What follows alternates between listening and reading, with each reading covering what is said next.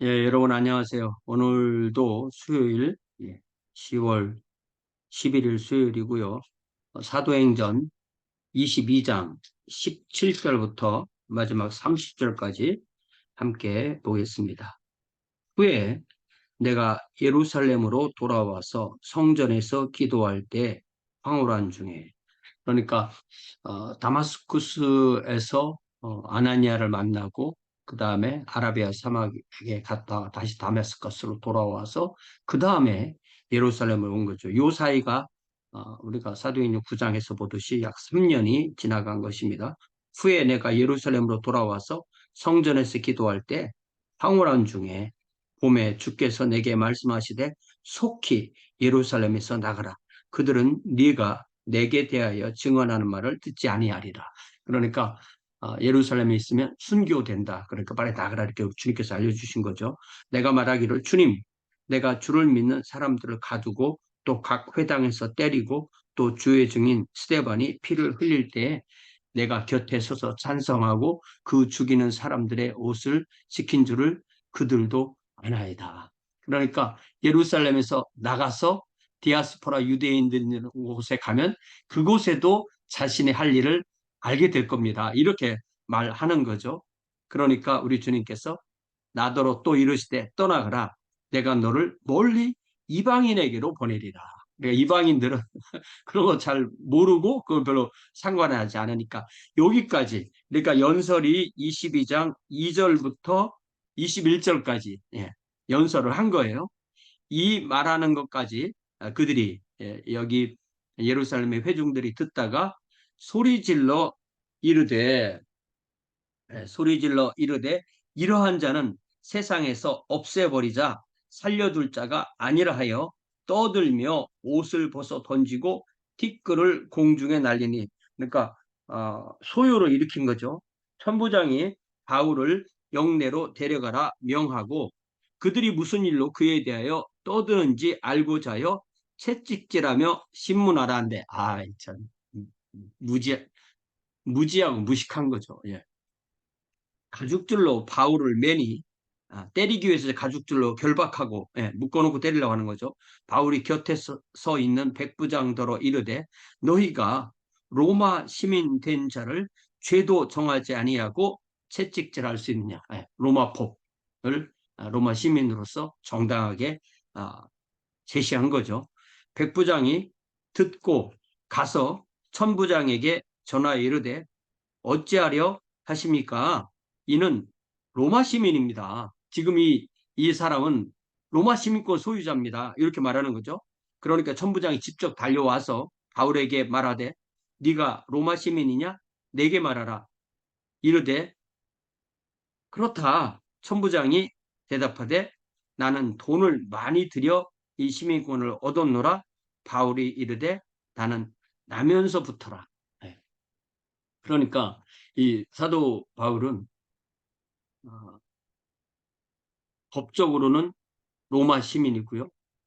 문화적으로는 유대 문화 또 그리스 문화를 가지고 있고 종교적으로는 유대교도였는데 그리스도교의 사도가 된 거잖아요. 그러니까 이 우리 주님께서 사도 바울을 부르실 때 그 모든 그 배경을 완벽하게 준비해 놓으신 거예요. 길리기아 다소에서 유대교의 가정에서 태어나서 그리스의 문화를 다 알고 그리스 언어를 다 알고 그 다음에 뭐 청소년기나 이럴 때 예루살렘에 와서 또 가말리엘 문화에서 율법 공부를 하고 그 다음에 뭐 예수님에 대한 소식은 들었을 수도 있죠. 그리고 예수께서 십자가에서 죽으시고 장사되고 부활하고 부활하시고 그 다음에 성령께서 교회가 발생했을 때 스데반의 순교 현장에 있게 하시고 그리고 여기 나오는 대로 주님 내가 주를 믿는 사람들을 가두고 각 회당에서 때리고 또 주의 증인 스데반의 피를 흘릴 때에 내가 곁에 서서 찬성하고 그 죽이는 사람들의 옷을 지킨 줄을 그들도 아나요. 예. 이렇게 이 바울의 생애 가운데 했던 그 모든 것을 어, 다 우리 주님께서 사용하시는 거죠. 그래서 우리가 빌립보서 같은 데 봐도 어, 자신의 과거를 이제 고백하잖아요. 나는 이런 사람이었다라고 말합니다. 끝으로 3장이 끝으로 나의 형제들아 주 안에서 기뻐하라. 너희에게 같은 말을 쓰는 것이 내게는 수고로움이었고 너희에게는 안전하니라. 개들을 삼가고 행악하는 자들을 삼가고 몸을 상해하는 일을 삼가라. 이 할례를 자꾸 행하라는 사람을 개들, 행악하는 자들, 몸을 상해하는 자들이라고 그렇게 불러요. 하나님의 성령으로 봉사하며 섬길 때 하나님의 성령으로 봉사하고 그리스도 예수로 자랑하고 육체를 신뢰하지 아니하는 우리가 진짜 할례파다. 그러나 나도 육체를 신뢰할 만하며 만일 누구든지 다른 이가 육체를 신뢰할 것이 있는 줄로 생각하면 나는 더욱 그러하니 나는 8일 만에 할례를 받고 이게 이제 정통 유대인이란 뜻이죠. 이스라엘 족속이요 베냐민 지파요 히브리인 중에 히브리인이요 율법으로는 바리새인이요. 이스라엘 히브리인 베냐민 지파 유대 사람 또 바리새파 난지 8일 만에 할래 완전 정통 순찐 유대인이라는 그런 뜻입니다. 열심으로는 교회를 박해하고 율법의 의로는 흠이 없는 자다. 이렇게 속에 완전히 고갱이는 유대인이고 그를 둘러싼 외피는 헬라인이고 그리고 그의 법적인 소속은 로마인 이런 사람을 우리 주님이 부르신 거예요. 그래서 이 사도 바울의 이 세 가지 배경, 이 곧 그리스도교의 세 가지 배경이 되죠. 유대교도로 오신 예수 그리스도, 유대인으로 오신 예수 그리스도께서 완성하신 복음을 유대인 제자들이 그리스 언어로 그리스 세계에 전파하고 그것이 로마 제국에 전파된 것이 이 초대 기독교잖아요. 그랬을 때 이 사도 바울의 로마 시민권으로 대표되는 이 로마적인 것 이것이 이 신약 성경에 계속 나오게 되고 여기서도 로마 제국의 군대에 속한 군단에 속한 이 천부장, 백부장 이런 이야기가 나오는 것이고 이 천부장은 즉시 그 로마의 총독, 총독의 부하인 거죠. 그리고 백부장 그리고 그들이 어떤 면에서 사도 바울을 유대인들이 접근하지 못하도록 이렇게 붙들어 두고 있는 거죠. 이렇게 지켜주고 있는 거죠. 우리가 그렇게 이해할 수가 있습니다. 자, 다시 22장 29절로 돌아와서 신문하려던 사람들이 곧 그에게서 물러가고 천부장도 그가 로마 시민인 줄 알고 또 그 결박한 것 때문에 두려워하니라. 때리지도 않았어요. 결박한 것 자체도 이미 불법이기 때문에 두려워한다고 했어요. 그러니까 25절에 보니까 사도 바울이 자기를 결박했을 때 한마디 한 거예요. 너희가 로마 시민 된 자를 죄도 정하지 아니하고 채찍질할 수가 있느냐. 기소하고 재판하고 유죄가 드러났을 때 형량이 주어지면 그 형량에 따라서 채찍질하라 하면 채찍질할 수 있는 그 법이 있는데 왜 법을 안 지키냐. 그러니까 로마는 이 법으로 모든 사람 평등하게 대한 거죠. 그리스는 문화로 모든 사람 평등하게 대한 거죠. 유대교는 할례를 받아야만 평등하게 대하는 거죠. 예수 그리스도를 따르는 기독교는 예수님을 믿고 구주와 주님을 따르고 침례를 받고 그 사람들 안에서 평등한 그것을 우리가 또 기독교라고 할 수 있습니다.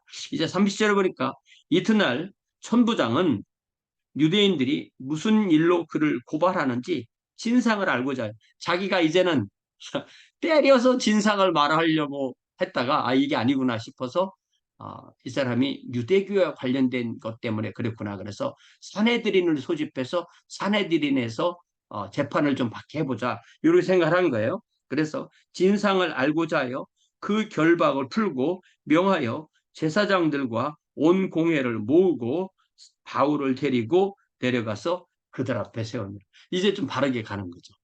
이 천부장이 그래서 이 천부장이 나중에 그 총독 벨릭스에게 편지할 때 보면은 여기 23장 25절부터 보니까 또 이 아래와 같이 편지하니 일러스되 글라우디오 루시아는 총독 벨릭스 카카에게 문안하나요. 그래서 계속 천부장 이렇게 이름이 나왔지만 이 사람의 편지를 쓸 때 처음으로 이름이 나오는데 이 사람은 루시오라는 이름은 이제 그리스 이름이에요. 그런데 앞에 클라우디오라는 이 클라우디우스라는 이 로마 황제 이름 갖다 붙임으로써 로마 시민권을 얻으면서 이 이름이 더해진 것이다. 그렇게 이해를 합니다.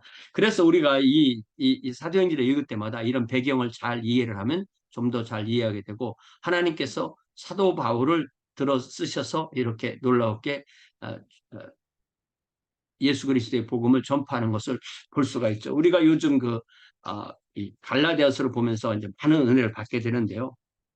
이 갈라디아서 3장에 있는 이것을 보면 하나님께서 처음부터 아브라함을 부를 때부터 이방인을 구원할 그것을 약속하시고 그 약속이 실제로 이제 예수 그리스도 안에서 복음이 완성됐을 때 그것을 이방에 구체적으로 들고 나간 첫 번째 사도가 바로 바울이었던 거죠. 사도행전 갈라디아서 3장 15절에 형제들아 내가 사람의 예대로 말하노니 사람의 언약이라도 정한 후에는 아무도 패하거나 더하거나 하지 못하느니라.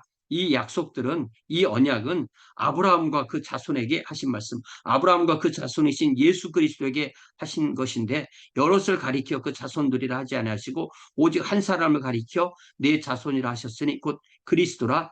내가 이것을 말하노니 하나님께서 미리 정하신 언약을 430년 후에 생긴 율법이 폐기하지 못하고 그 약속을 헛되게 하지 못하리라. 그러니까 하나님께서 아브라함에게 주신 그 언약이 예수 그리스도 안에서 완성됐을 때 그것이 이방으로 가는데 그때 430년 후에 생긴 이 율법의 할례로 이방인들을 구속하지. 이것이 이 갈라디아서의 핵심인 거죠. 그래서 사도 바울은 이렇게 우리 주님께서 그를 먼저 이방인에게 그리고 임금들에게 그리고 유대인에게 보내셨다고 했을 때 그 사역을 다 하고 그 사역을 이제 보고하는 이 현장에서 유대인들에게 죽을 뻔했는데 로마인들이 그를 구해내서 그를 지켜주면서 로마 회중 앞에서 먼저 연설했죠. 군중 앞에서 이제는 사내들인에서 연설하죠. 이제는 총독이나 왕 앞에서 연설하고 그 다음에 로마로 가게 되는 것이 사도행전의 뒷부분입니다. 하나님께서 우리를 어, 그리스도의 제자로 부르실 때 우리는 곧 또한 그리스도의 증인으로 불림을 받는 것입니다. 증인으로 불림을 받았다는 것은 삶으로 우리의 증인으로서의 삶을 살고 또 기회가 주어지면 말로 주님을 증언하는 그런 삶입니다. 우리를 이렇게 불러주신 주님 앞에서 우리도 그렇게 증인으로 사는 저와 여러분 되시길 바랍니다. 사랑의 아버지 하나님, 다시 한번 사도 바울을 부르신 우리 주님의 그 뜻을 기억하면서 또한 우리를 부르신 또한 우리 주님의 뜻도 우리가 되새기고자 합니다. 주님 우리를 우리의 삶의 모든 배경에서 부르셔서 지금 이 자리에서 주님을 따르는 제자로서 주님을 증언하는 증인으로서의 삶을 살게 하셨사오매 우리가 언제나 어디서나 우리 주님의 복음을 그리고 사랑으로 그리고 낮아짐으로 그리고 섬김으로 전할 수 있는 귀한 주의 자녀들이 되게 하옵소서. 그래야 우리 주님께서 인자가 온 것은 섬김을 받으려 온 것이 아니라 섬기려 하고 또 자기 목숨을 많은 사람들의 대속물로 주려 하셨다고 하신 우리 주님의 인생 사명 선언이 또한 우리의 인생 사명 선언이 될 수 있는 귀한 주의 자녀들로 복 내려 주옵소서. 예수님의 이름으로 기도하옵나이다. 아멘. 네, 고맙습니다. 이제 돌아오는 주일은 제가 여기에 없고 돌아오는 수요일에 뵙도록 하겠습니다. 주일에 또한 우리 짐 조리스 전사님 또 설교 말씀 들으면서 귀한 예배를 드리시기 바랍니다. 고맙습니다.